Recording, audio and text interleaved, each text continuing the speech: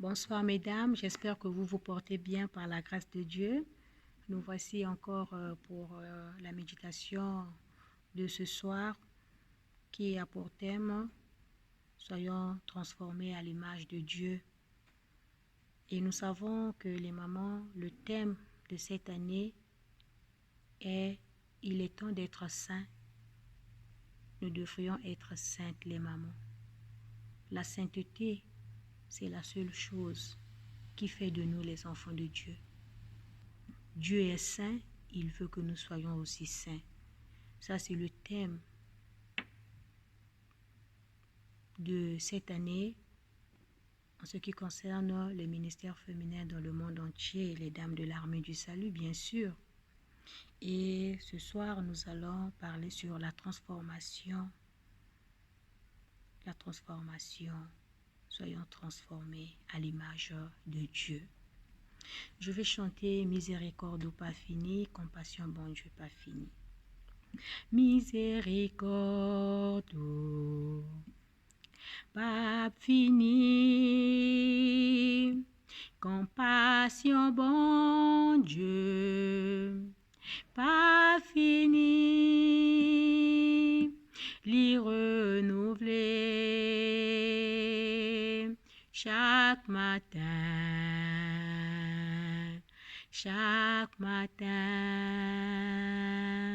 l'y renouveler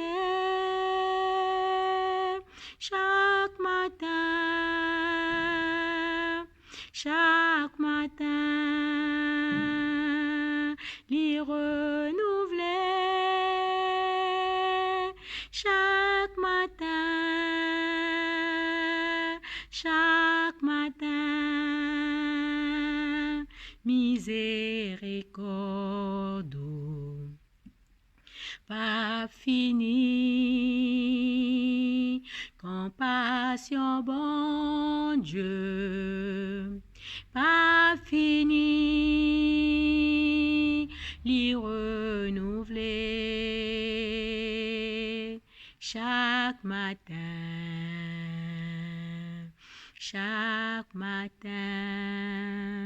Oui, sans la miséricorde de Dieu, personne ne peut se tenir debout parce que nous ne sommes pas dignes.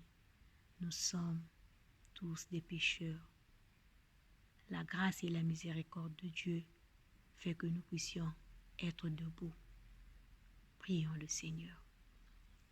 Éternel notre Dieu, nous te bénissons, nous t'exaltons parce que tu as baissé ta miséricorde sur nous et tu as permis que nous puissions nous asseoir sur la table pour manger la nourriture divine. Aide-nous, Seigneur, à contempler ta gloire. Aide-nous, Seigneur, à contempler les merveilles de ta loi pour que nous puissions non seulement écouter, vivre et mettre cela en pratique. Bénis ce moment au nom de Jésus. Amen. Nous allons lire la parole de Dieu dans 2 Corinthiens, chapitre 3, le verset 12 à 18. Lisons pour la compréhension de tous. Puisque nous avons une telle espérance, nous faisons preuve d'une si grande assurance. Nous ne faisons pas comme Moïse qui mettait un voile sur son visage pour que les Israélites ne fixent pas les regards sur la fin d'une réalité passagère. Mais leur intelligence est obscurcie. Jusqu'à aujourd'hui, en effet, le même voile reste lorsqu'ils font la lecture de l'Ancien Testament et il ne se lève pas parce que c'est en Christ qu'il disparaît. Jusqu'à aujourd'hui, quand les écrits de Moïse sont lus, un voile recouvre leur cœur. Mais lorsque quelqu'un se convertit au Seigneur, le voile est enlevé. Or, le Seigneur, c'est l'Esprit, et là où est l'Esprit du Seigneur, là est la liberté. Nous tous qui, sans voile sur le visage, contemplons, comme dans un miroir, la gloire du Seigneur, nous sommes transformés à son image de gloire en gloire par l'Esprit du Seigneur. Transformés à son image. Mes chères mamans, vous savez que lorsque Jésus-Christ était mort, le jour de la mort de Jésus-Christ, on nous dit que le voile était déchiré. Il y a eu le tremblement de terre et il y a aussi eu l'obscurité. Ce voile qui avait été déchiré, c'est pour que nous puissions avoir accès auprès du Père. Parce que dans l'Ancien Testament, il y avait le parvis, le lieu saint et le lieu très saint. Et il y avait une seule personne qui entrait dans le lieu très saint pour plaider la cause. Il versait le sang pour que nos péchés, les péchés, soient pardonnés, le sang d'un animal. Mais lorsque Jésus-Christ est venu, il est l'agneau immolé. Il s'est fait agneau immolé pour que nous puissions avoir la liberté. Le sang de Jésus-Christ a coulé sur la croix pour nous donner la liberté, pour nous délivrer. Et le jour de la mort de Jésus-Christ, le voile était déchiré, raison pour laquelle ici l'apôtre Paul interpelle le peuple corinthien pour leur dire, puisque nous avons une telle espérance, nous faisons preuve d'une si grande assurance. Nous ne faisons pas comme Moïse qui mettait un voile sur son visage pour que les Israélites ne fixent pas les regards sur la fin d'une réalité passagère. Cela, ça nous rappelle que lorsque Moïse était allé se rencontrer avec Dieu le Père, on nous dit que le visage de Moïse brillait lorsqu'il était allé pendant 40 jours pour prendre la loi, les tables de la loi. Lorsqu'il est revenu, le peuple ne pouvait pas supporter le visage de Moïse parce que Moïse était en train de briller. Il ne pouvait pas supporter. C'était comme lorsque nous regardons le soleil. Il ne pouvait pas. Moïse était obligé de mettre un voile pour qu'il soit compris, qu'il soit vraiment entendu par ses compatriotes.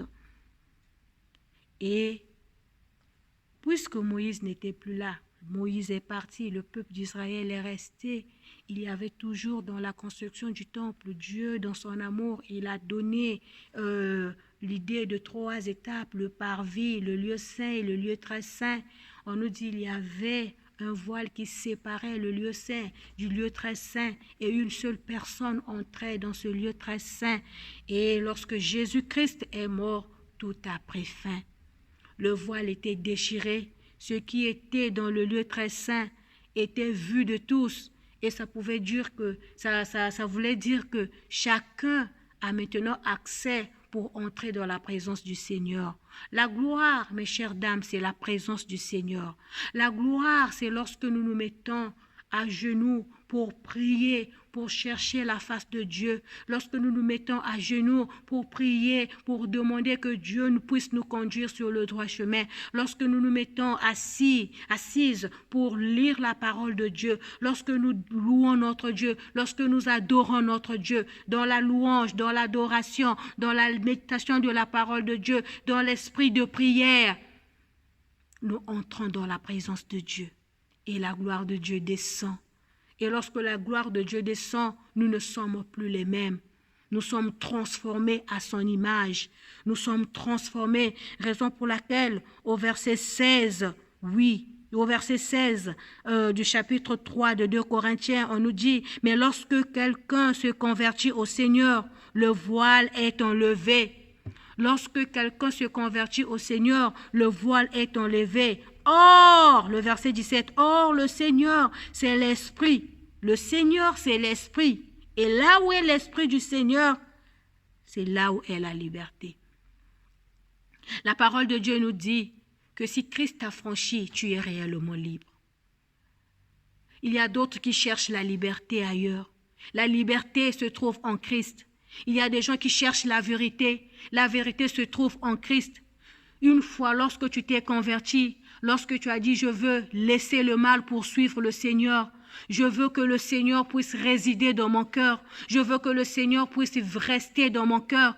J'ouvre la porte de mon cœur au Seigneur. Lorsqu'il dit aussi dans Apocalypse, je me tiens à la porte et je frappe. si quelqu'un entend ma voix, qu'il ouvre, et moi je viendrai avec mon Père et je soupirai avec lui. Et en ce moment-là, lorsque nous ouvrons notre cœur à Jésus, Jésus vient, il prend place. C'est en ce moment-là, nous parlons de la conversion. Et Jésus vient parce qu'il est l'esprit de vérité. Jésus vient parce qu'il est l'esprit de liberté. Jésus vient parce qu'il est l'esprit qui nous donne l'assurance. Et lorsqu'il est mort sur la croix, on nous dit, le voile a été déchiré. Nous avons maintenant accès auprès du Père. Nous avons la liberté parce que là où est le Seigneur, c'est là où est l'esprit. Là où est l'esprit du Seigneur, c'est là où est la liberté. Mes chères mamans, tu es seule dans la chambre. Lorsque tu pries, lorsque tu te mets à lire la parole de Dieu, lorsque tu te mets à lire la Bible, à méditer la parole de Dieu, à prier avec un cœur sincère, à adorer ton Dieu par des chants, par des psaumes, la gloire de Dieu descend, la gloire de Dieu agit. En ce moment-là, nous rayonnons de sa gloire. L'Esprit de Dieu rayonne en nous. La beauté spirituelle vit en nous. Et lorsque ceux qui sont dans les ténèbres nous voient, ils voient la lumière de Jésus-Christ jaillir en nous. Ils voient la présence de Jésus-Christ jaillir en nous. Et raison pour laquelle il y a certains sorciers, il y a certaines personnes qui ne croient pas en Dieu, qui sont peut-être dans les ténèbres, qui n'arrivent pas à nous supporter. Pourquoi? Parce que chaque matin, lorsque nous nous réveillons, nous cherchons la gloire de Dieu, nous entrons dans la présence du Seigneur, dans la méditation de la parole de Dieu, dans l'esprit de prière, dans l'esprit d'adoration. Mes chères dames, lorsque tu commences ta journée dans l'esprit de prière, l'esprit d'adoration, dans la méditation de la parole de Dieu, quand tu sors, tu es fort. Ceux qui sont dans les ténèbres savent que celle-là, elle reflète la gloire de Dieu, parce qu'elle a la présence de Dieu en elle. Alors ce soir, nous allons parler un peu de la transformation. Nous allons voir la transformation du papillon et nous allons comparer cette transformation avec la transformation spirituelle, parce que nous savons que lorsque nous venons à Jésus, Jésus nous prend tel que nous sommes. Il nous prend tel que nous sommes, dans la boue, dans les ténèbres. Jésus n'attend pas que nous lavons d'abord. Jésus nous accepte tel que nous sommes, avec nos fautes, avec nos péchés, et c'est lui qui nous lave dans son sang. Le sang de Jésus-Christ nous purifie de tout péché. Il nous lave dans son sang, et lorsque nous sommes lavés dans le sang de Jésus, et le vœu de Dieu, le vouloir de Dieu le Père est que nous ressemblons à son Fils. Mes chères dames, avez-vous déjà observé les différentes étapes de changement d'un futur papillon? La première étape, nous voyons les œufs sur les feuilles d'une plante. Il y a d'abord les œufs sur les feuilles d'une plante. Et la deuxième étape, nous voyons que ces œufs deviennent un insecte. Et quel insecte? Un insecte avec 3 pattes. Et la troisième étape, nous voyons que cet insecte, la chenille, se change en poupée pour s'enfermer. Cela s'appelle un cocon. Et soudain, il y a un miracle. Et quel est ce miracle, mes chères dames? Mes chères dames, il en sort un magnifique papillon. Il en sort un magnifique papillon. Et tout ce processus se nomme une métamorphose. La Bible nous dit que nous aussi, nous pouvons être changés. Pas en papillon, mais en une image de Dieu. 2 Corinthiens chapitre 3, le verset 18. Je veux encore le relire pour la bonne compréhension. Il est dit, nous tous qui sommes voiles sur le visage, contemplons comme dans un miroir la gloire du Seigneur, nous sommes transformés à son image, de gloire en gloire, par l'Esprit du Seigneur.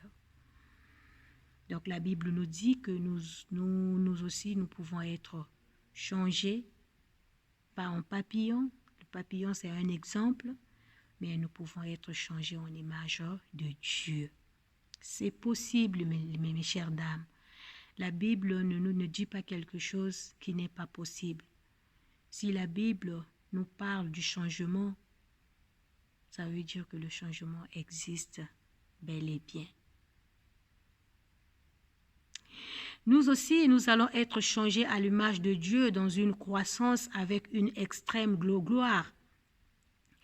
Et ce verset nous dit ceci: nous devenons ainsi des membres de la famille de Dieu. Lorsque nous changeons, nous devenons les membres de la famille de Dieu. Le changement se survient, ce changement qui survient fait que nous lui ressemblerons. Alléluia. Comme la création de Dieu, nous passons tous par des étapes. Nous étions tous dans les œufs avant notre naissance. Et dès que nous sommes nés, certains d'entre nous pourraient être comme des chenilles. Alléluia. Ce qui signifie que nous n'avons pas Christ dans nos cœurs et donc nous ne pouvons pas comprendre ce que signifie être transformé à l'image de Dieu. Nous ne pouvons pas être transformés à l'image de Dieu. Cette étape, elle est la plus importante parce que c'est ici que nous passons par des changements internes, des changements de l'intérieur. Et le Saint-Esprit est comme un moyen. Le Saint-Esprit, c'est un moyen qui nous permet d'avoir ce changement dans notre vie. Il nous couvre, il travaille en nous, il enlève les choses qui n'honorent pas Dieu dans notre vie. Il rend nos vies nouvelles. Et raison pour laquelle dans 2 Corinthiens chapitre 5, le verset 17, il est dit, si quelqu'un est en Christ, il est une nouvelle créature. Les choses anciennes sont passées et voici toute chose est devenue nouvelle. Les mamans, un enfant de Dieu qui se convertit doit être transformé. Une dame du Seigneur qui se convertit doit être transformée. La conversion s'opère par un changement de vie. La conversion ne se fait pas seulement devant tout le monde, que je suis là devant tout le monde m'a vu, oui, j'ai fait ceci, j'ai été enrôlé comme soldat de l'armée du salut, j'ai été baptisé, mais la vraie transformation, c'est la transformation intérieure. C'est là où l'apôtre Paul a dit, la vraie circoncision, c'est la circoncision du cœur. Pourquoi? Parce qu'au temps de Jean-Baptiste, les gens le faisaient. Mais Jésus-Christ, lorsqu'il est venu, il a dit race de vipères. Pourquoi? Parce que il ne le faisait pas avec le cœur, mais il le faisait pour que les gens puissent voir ce qu'ils ont fait. Mais Dieu veut une transformation de cœur, une transformation intérieure. Comme ces changements ont eu lieu, nous sommes lentement changés, moulés dans l'image de Dieu et devenir aussi belle comme un papillon. Cette nouvelle transformation ne se fait pas du jour au lendemain, mais c'est quelque chose que nous devrions tous désirer en tant que jeunes femmes. C'est le désir de Dieu de travailler dans nos vies par son Saint-Esprit, afin que les autres verront que nous sommes des personnes différentes qui sont vraiment transformées à la personne que Dieu nous a appelés à être. Il y a des gens qui se disent enfants de Dieu, Mais leur vie n'a pas changé. Lorsqu'il était dans les ténèbres, il vivait avec ses habitudes. Et bien même lorsqu'il dit que j'ai reçu le Seigneur dans ma vie, il continue à vivre dans ses habitudes anciennes. Alors que la Bible nous dit, si quelqu'un est en Christ, il est une nouvelle créature. Les choses anciennes sont passées et voici toute chose est devenue nouvelle. Mes chères mamans, la transformation doit être radicale. Il y a des petits changements, on ne nous demande pas de tout changer, non. Mais il y a des petits changements et toi-même, au fond de ton cœur, tu te dis que oui, Marlène de l'année 80 et Marlène de 2020, il y a une grande différence. Et à chaque fois, quand tu veux faire quelque chose qui est contraire à la volonté de Dieu, il y a quelque chose, il y a une voix qui te parle, qui te rappelle les engagements que tu avais pris en tant qu'enfant de Dieu, pour te dire, laisse, ça n'a pas d'importance. Tu n'es plus celle qui était avant, mais là, tu es maintenant une nouvelle créature. Prends ton calme, vis dans la paix.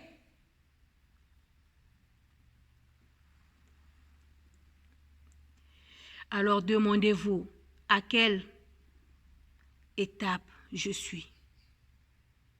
Est-ce que je veux devenir comme le papillon, magnifiquement transformé? Pour ceux d'entre vous qui n'ont pas encore accepté Jésus dans votre cœur,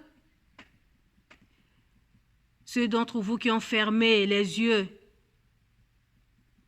qui continuent à fermer leur cœur, mais Jésus, ce soir, nous dit qu'il est miséricordieux.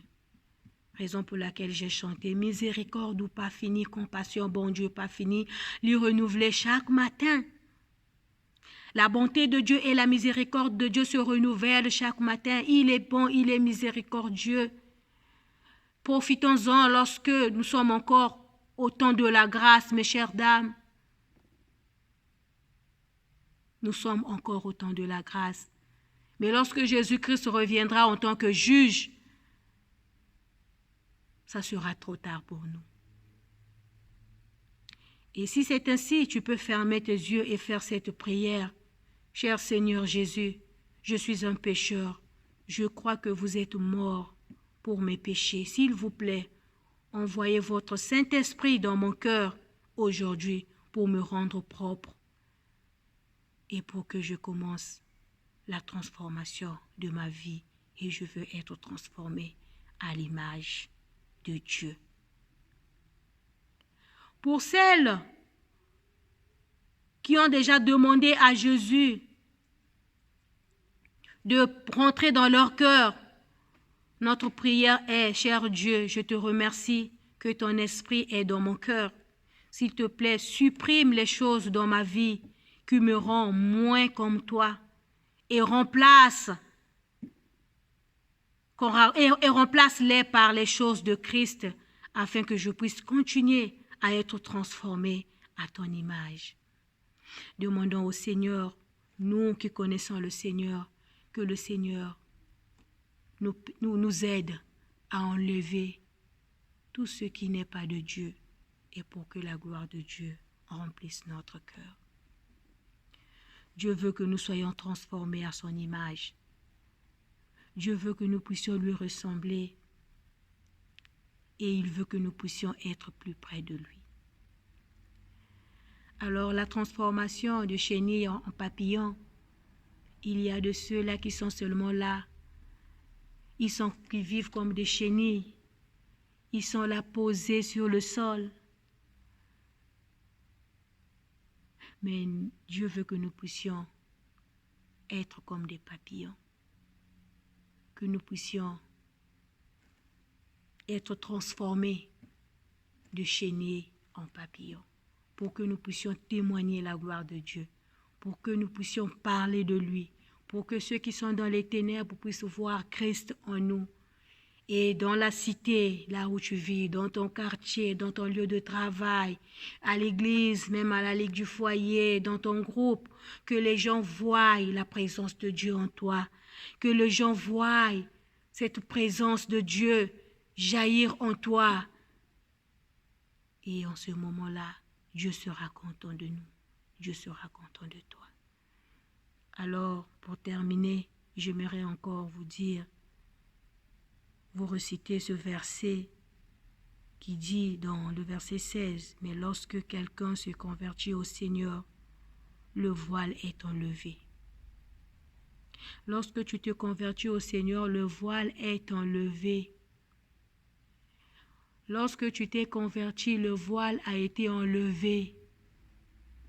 La conversion à Jésus-Christ, Jésus-Christ enlève le voile. Parce que c'est seul Jésus qui peut enlever le voile. Le voile est enlevé. Et l'Esprit, c'est le Seigneur. Et là où est l'Esprit du Seigneur, c'est là où est la liberté. Personne ne peut venir te dire que tu n'as pas la liberté, ou bien tu n'es pas libre, parce que Christ en toi, c'est la liberté. Alors les mamans, que Dieu nous aide à être transformés à son image. Donnons nos cœurs à Jésus. Donnons notre vie à Jésus. Montre-lui ce qui ne va pas. Montre-lui nos péchés mignons que nous n'arrivons pas à enlever. Le mensonge. Nous n'arrivons pas à nous en sortir dans le mensonge. Mais le Seigneur veut que nous puissions vivre cette vie de liberté. Que le Seigneur nous bénisse. Prions le Seigneur. Éternel notre Dieu, nous te bénissons parce que tu es bon. Gloire à toi Seigneur parce que tu es le Tout-Puissant, le Roi des Rois. Merci Seigneur parce que tu veux que nous soyons transformés. Parce que lorsque nous t'acceptons, lorsque nous nous sommes convertis, le voile avait été enlevé.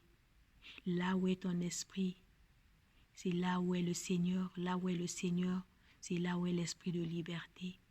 Merci ce soir de nous rappeler que lorsque nous sommes transformés, nous vivons de gloire en gloire parce que tu veux que nous puissions progresser dans notre vie spirituelle. Je te prie pour les dames, je te prie pour les femmes dans le monde entier. Aide-nous Seigneur à vivre cette expérience. Aide-nous Seigneur à enlever tout ce qui ne glorifie pas ton nom dans nos cœurs. Chacun de nous a son péché, chacun de nous a sa faiblesse. Toi, tu connais notre cœur. Pour celles, Seigneur, qui n'arrivent pas à reconnaître leur faiblesse, Seigneur, montre-leur, Seigneur, leur faiblesse, afin qu'elles puissent reconnaître et qu'elles puissent revenir à toi dans un esprit d'humilité. Merci, Papa, parce que tu es bon. Béni sois-tu. Au nom de Jésus-Christ, nous avons ainsi prié. Amen. Merci les mamans. Que Dieu nous bénisse. Au revoir.